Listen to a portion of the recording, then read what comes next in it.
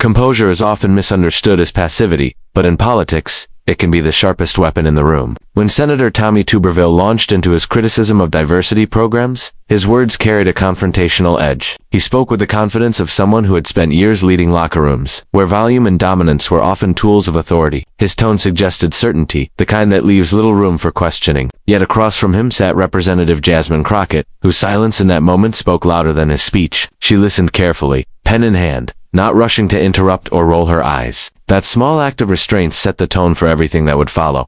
Asterisk, when her turn came, she didn't raise her voice to match his energy. She didn't try to win the crowd through emotion. Instead, she leaned into reason and control. Her calmness was deliberate, and it immediately shifted the dynamic. Tuberville had been expecting pushback, perhaps, even outrage, the kind of reaction that fuels tension and turns hearings into viral shouting matches. But Crockett's steady tone took the wind out of his sails. He had thrown a punch of rhetoric, but she responded with balance and clarity. Asterisk, this kind of composure isn't accidental. It's built from confidence in one's understanding of the subject. Crockett's command of the facts gave her the luxury to remain still, to let her words carry the weight instead of emotion. Each time Tuberville tried to interrupt, she waited, then returned to her point without losing focus. Her demeanor made it clear that she was not there to trade insults but to make a case grounded in reason. That contrast became striking. Where Tuberville's delivery felt forceful and defensive, hers came across as steady and assured. Asterisk, observers later noted that Tuberville's expression changed as the exchange went on. At first, there was amusement, the kind people wear when they think they're about to win an argument easily. But as Crockett kept speaking, articulating every thought with precision, the smirk began to fade. It wasn't that he was being shouted down, he was being outclassed by composure, in that setting, became power. Asterisk, there's a quiet psychology at play in moments like that. When one person maintains calm under pressure, it subtly exposes the instability of the other. Tuberville's initial assertiveness began to look like frustration. His interruptions came across as impatience rather than authority. Crockett's ability to stay even-tempered reframed the entire encounter. It wasn't a heated argument anymore. It was a lesson in control. Asterisk, the audience, too, responded differently. Instead of tuning out a typical political spat, they leaned in. The tension wasn't loud, it was quiet, and that quiet commanded attention. Tuberville's words, once forceful, now felt reactive in contrast to Crockett's composure. She had changed the environment without needing to overpower anyone. Asterisk, even on social media, where outrage tends to dominate, viewers remarked on how Crockett's tone made Tuberville look smaller in that moment. Not because she insulted him, but because she didn't. Her restraint was a statement. She refused to let his provocation dictate her reaction. That kind of control is difficult, especially under the pressure of live cameras, political allies, and opponents all waiting for a misstep, but she maintained it from start to finish. Asterisk, for Tuberville, the moment was revealing. His background as a coach had conditioned him to lead through intensity. But in a setting built on debate and diplomacy, intensity can easily turn into overreach. Crockett understood that balance, that in the political arena, control often outweighs aggression. By refusing to meet him on his terms, she forced him into hers. That's how composure becomes strategy. Asterisk, every pause, every measured word, contributed to a kind of silent authority. Crockett didn't win the moment by talking over him. She won it by speaking through him, by letting calm dismantle confrontation. Tuberville's attack was designed to rattle, to provoke a defensive response, but the steadiness of her reply exposed how easily that tactic can fail when met with patience.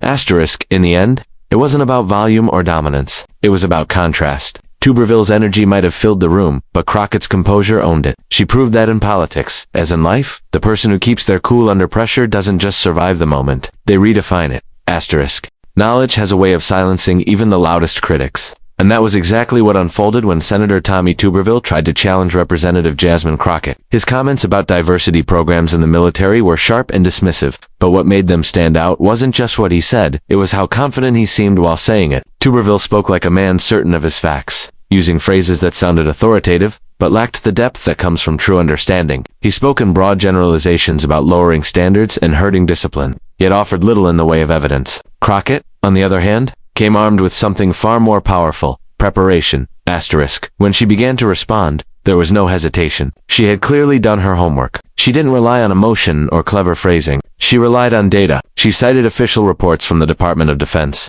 referenced recruitment figures, and even quoted statements from military leaders who had praised the benefits of inclusion. Each fact landed with quiet precision. There was no room for guesswork, no gaps to exploit. Her knowledge was layered, not just memorized statistics, but an understanding of how each number connected to the broader picture. Asterisk to who had spent years commanding attention through authority and experience, suddenly found himself on uncertain ground. He tried to interject, to steer the conversation back toward his talking points, but each time he did, Crockett redirected him with factual clarity. "Senator," she said at one point, "if you look at the 2023 Military Readiness Report, you'll see that retention and performance levels have remained consistent across units. Regardless of demographic changes, it wasn't said with malice, it was said with precision.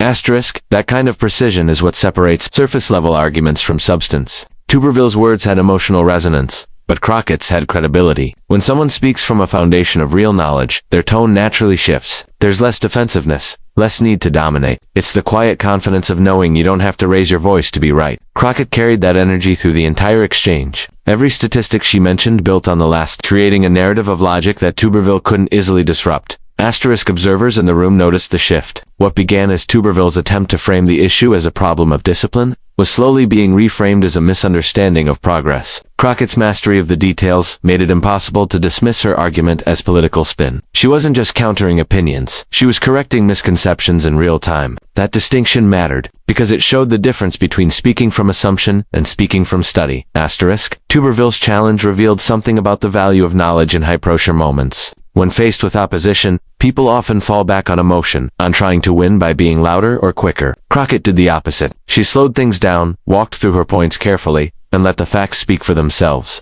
The effect was disarming. Tuberville's forceful approach began to lose its footing because emotion alone can't compete with evidence that's calmly delivered. Asterisk, there was also a symbolic power in the moment. Tuberville represented the traditional, authoritative voice, confident, sure of its own experience. Crockett represented the newer generation of leadership, informed, analytical, and unafraid to challenge outdated assumptions. When she corrected him using his own phrasing as a setup, the exchange became a quiet example of how intellect can outmaneuver experience when the experience refuses to evolve. Asterisk, what made her performance even more remarkable was that she never used her intelligence as a weapon. She didn't belittle him or mock his lack of preparation. Instead, she treated his statements as misunderstandings to be clarified, not insults to be returned. That subtlety made her even more effective. Knowledge, in her hands, wasn't arrogance, it was control. And control, in a debate, is everything. Asterisk as the discussion moved forward. Tuberville's earlier confidence faded into silence. He listened more than he spoke, realizing that every attempt to double down only drew attention to how little ground he had left to stand on. Crockett had done something rare in modern politics. She had used facts not to overwhelm,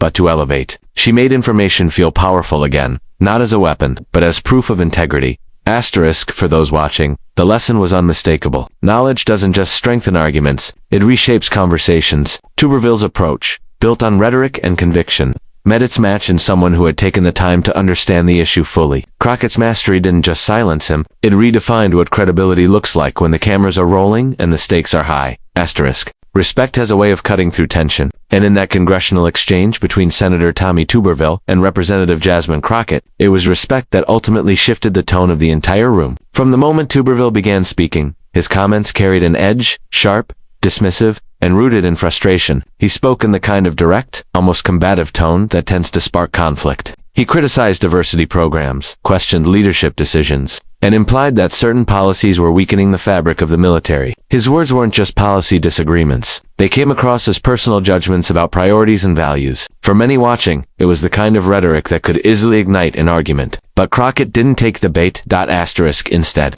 She approached the moment with a level of discipline that surprised even her critics. She listened without interruption, giving Tuberville the space to finish. That act alone carried meaning in politics. Silence can be a form of respect, even when it's strategic. When she finally began to respond, she didn't attack his character or mock his perspective. Her tone was controlled, her language measured. "Senator," she said calmly, "I understand your concerns, but the facts don't support what you're suggesting." The phrasing mattered. She didn't say you're wrong. She said the facts don't support it. That subtle distinction turned what could have been a shouting match into a dialogue. Asterisk. Tuberville wasn't used to that kind of composure. As a former coach, he was accustomed to exchanges that were driven by passion and control. He was the one used to setting the pace, commanding attention. But Crockett didn't let ego dictate her approach. She kept her focus on the substance, not the spectacle. Even when Tuberville interrupted, which he did more than once, she paused, allowed him to speak, and then continued her point without losing rhythm. It wasn't submission, it was strategy. She showed that respect doesn't mean backing down, it means refusing to be dragged into disrespect. Asterisk. That difference became clear as the conversation unfolded. Tuberville's tone grew sharper as his arguments met resistance, but Crockett's steadiness never wavered. Every time she chose composure over confrontation, she gained credibility. Every time she refrained from returning sarcasm with sarcasm, she made his aggression look smaller. The respect she demonstrated wasn't just toward Tuberville, it was toward the audience, toward the institution, and toward the process itself. She was reminding everyone that professionalism still had a place in politics. Observers noted how that respect had a ripple effect. The energy in the room changed. Lawmakers who had been whispering or scrolling through notes began to listen. Reporters, used to capturing heated soundbites, were now watching something different. A genuine conversation anchored in civility. Crockett wasn't afraid to disagree, but she did it without demeaning. Tuberville, for his part, seemed to recognize this shift as well. By the time she finished her main remarks, his posture had softened slightly, as if realizing that his earlier tone wasn't landing the way he intended. The contrast between them revealed an important truth about leadership. Respect doesn't have to be mutual to be effective. Crockett extended it even when it wasn't offered, and that consistency gave her control of the narrative. Tuberville's earlier jabs lost their sting because they were being absorbed, not echoed. In public life, it's easy to believe that strength is shown through defiance, but Crockett demonstrated a quieter kind of strength, one built on restraint. Her refusal to lower herself to insult or outrage was not weakness. It was authority expressed through grace. When the clip of their exchange spread online, people commented less on what was said and more on how it was said. Viewers pointed out that Tuberville's aggression contrasted sharply with Crockett's poise. She never once spoke over him. She never once raised her voice. Yet somehow, she was the one everyone remembered as commanding the room. That's the paradox of respect. It can disarm opposition without diminishing conviction. For Tuberville, the moment became an unexpected lesson. His approach, shaped by years of competitive environments, met a form of leadership that valued listening as much as speaking. Crockett showed that respect doesn't just humanize opponents, it amplifies credibility. By maintaining her dignity in the face of provocation, she turned a potential confrontation into a moment of principle. In that room, surrounded by microphones and flashing cameras, she proved that respect, when consistently applied, becomes its own form of power, the kind that can silence noise without ever raising a voice. Every now and then, a public moment reveals the true measure of a person not through what they plan to say, but through how they handle the unexpected. The exchange between Senator Tommy Tuberville and Representative Jasmine Crockett became one of those moments. It wasn't just another political disagreement caught on camera. It was the kind of unscripted encounter that shows who leads with ego and who leads with purpose. What began as a tense discussion turned into a defining snapshot of character, and for Jasmine Crockett, that moment revealed a kind of leadership that didn't rely on dominance, but on composure and conviction. Tuberville entered the hearing with confidence. He was outspoken, assertive, and unapologetically sure of his opinions. Having spent years as a football coach, he was comfortable with confrontation, the kind where you take control of a room by sheer force of personality. So when the conversation turned toward military diversity programs, he spoke with the same directness he once used in locker rooms. His remarks questioned the effectiveness of inclusive policies and implied that they were weakening discipline. For a few minutes, he had the floor, and his tone carried the certainty of a man used to being listened to. But as the discussion unfolded, that certainty began to meet resistance, not from shouting or anger, but from quiet, confident knowledge. When Jasmine Crockett responded, she did so with precision. Her words didn't rush. They flowed with purpose. She acknowledged Tuberville's concerns, then calmly laid out data, reports, and real-world examples that contradicted his assumptions. There was no bravado, no emotional retaliation. It was the kind of response that immediately changed the energy in the room. Tuberville's broad statements met her specific details, and the contrast was striking. His delivery had strength, but hers had substance. What made the moment stand out wasn't just the difference in opinion, but the difference in approach. Tuberville had expected a fight, a clash of personalities. Instead, he found himself in a conversation that wasn't being played on his terms. Crockett didn't try to overpower him. She redirected him. She transformed what was meant to be an argument into a lesson. Every sentence she spoke carried an undercurrent of control. Every time he interrupted, she waited patiently and then returned to her point. That kind of presence can't be faked. It comes from a deep understanding of both the topic and oneself. By the time she reached her closing remarks, the shift in the atmosphere was visible. Tuberville leaned back, visibly processing her words, while others in the room nodded in quiet agreement. She ended one of her statements with a line that summed up the entire moment. Senator, leadership isn't about being the loudest voice in the room. It's about knowing when to listen. That sentence didn't carry hostility. It carried truth. And in that truth, Tuberville, and everyone watching, saw something real. Moments like these often outlive the discussion itself because they expose the deeper qualities that define leadership. Tuberville's intensity came from conviction, But Crockett's command came from understanding. He had experience on his side. She had insight. He led with instinct. She led with intellect. The difference wasn't about right or wrong. It was about approach. Crockett's ability to stay focused, informed, and respectful didn't just make her arguments stronger. It made her stand out as a figure of calm authority in a political climate addicted to conflict. Asterisk. The footage spread quickly online, and people reacted not because it was a heated confrontation, but because it wasn't. In an age when most debates dissolve into shouting matches, Crockett's poise felt refreshing. Viewers pointed out how Tuberville, despite his strong start, ended up looking defensive not because of what he said, but because of how she responded. Her presence forced him to slow down, to reconsider, even if only for a moment. That's what real influence looks like. Not silencing someone through pressure, but humbling them through perspective. Asterisk for Tuberville. That day may have started as an opportunity to make a statement, but it became something else entirely. A moment of reflection. And for Crockett, it became proof that leadership is about more than commanding attention. It's about earning it. The way she carried herself, steady, informed, respectful, turned a political debate into something rare, a demonstration of character under fire. One exchange was all it took to show that true leaders don't just speak, they elevate the conversation. Asterisk. In the end, what happened between Senator Tommy Tuberville and Representative Jasmine Crockett wasn't just a viral political moment. It was a revealing look at the changing face of leadership in America. It showed, in real time, that composure, respect, and knowledge can still carry more weight than volume or ego. The exchange wasn't defined by shouting or theatrics, but by how one person refused to be pulled into the usual chaos of political sparring. Crockett's.com/fact-driven response became a quiet statement of strength, proving that conviction doesn't have to come wrapped in confrontation. Asterisk for two. It was a reminder that confidence without understanding can only go so far. His experience as a coach taught him how to lead through passion and assertiveness. But in a room governed by ideas and evidence, those tools don't always translate. The debate exposed a gap between intensity and insight. And that gap became the very space where Crockett's poise flourished. She didn't win the exchange because she was louder or more forceful. She won it because she understood what she was talking about and trusted that the truth would hold its ground. Asterisk. What stood out most was how she managed to transform what could have been a heated argument into a lesson in civility. In a time when most political conversations are designed for soundbites and social media outrage, Crockett offered something different, a demonstration that you can challenge someone fiercely without abandoning respect. Her restraint didn't come from fear. It came from discipline. And that discipline turned the moment from a clash into an example of leadership that resonated far beyond the hearing room. Asterisk. Clips of their exchange spread across platforms. But people weren't just sharing it because of the confrontation. They were sharing it because of what it represented, a shift away from shouting matches toward thoughtful debate. Viewers saw Tuberville, a man used to being in control, confronted not by hostility but by intelligence. And they saw Crockett, a woman often underestimated by her critics,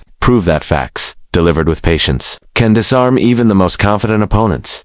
Asterisk in politics. True power doesn't come from silencing others. It comes from standing firm without losing your sense of integrity. That's what Crockett did. She showed that leadership isn't just about winning arguments. It's about changing the tone of the room. Tuberville may have entered the discussion expecting to dominate it, but by the end, he found himself listening instead. And in that simple shift, a quiet truth emerged. The strongest voice isn't always the loudest one. Asterisk. When the cameras stopped rolling and the headlines faded, what remained was a moment of clarity, one that reminded everyone watching that dignity still matters. JasmineCrockett's.com. Thoughtful presence stood as proof that intelligence, respect, and composure are not weaknesses in public life. They're the foundation of real authority. And in that exchange, she didn't just respond to Tommy Tuberville. She redefined what it means to